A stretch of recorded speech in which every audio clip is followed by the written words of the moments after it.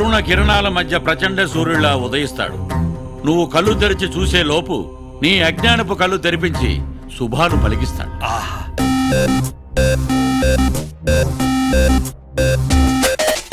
ఎవరేమడిగినా ఇవ్వాలి కదా, అందుకే దేవుడాడు.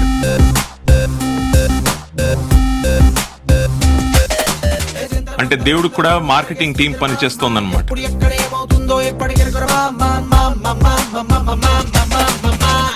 ఈ 50 లక్షలు తీసుకొని నైట్కి నైట్ ఈ స్టేట్ గోడ దుంకి జంప్.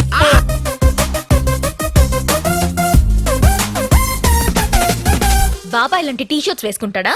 టీ షర్ట్లు జొబ్బాలు మనుషులకమ్మా. భగవంతుడు ఏదన్నా వేసుకోవచ్చు, ఎలా అన్నా ఉండొచ్చు. అదిరే దడ పుట్టిందే వయసే వడబెట్టిందే మతినే సడగొట్టిందే అసలేమై ఉంటుందే. దేవుడు 1000 కోట్లు కుమ్మేయచ్చు. మన ఎంపీలు ఎమ్మెల్యేలు బ్లాక్ మనీ ఎక్కడ దాచుకోవాలో తెలియక కొట్టు సాపుతున్నారే.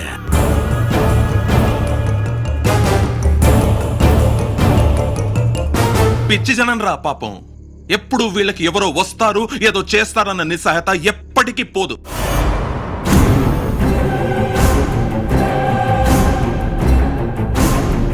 ఇప్పుడు నేను దేవుడిని, నేనేం చెప్తే అది జరుగుతుంది.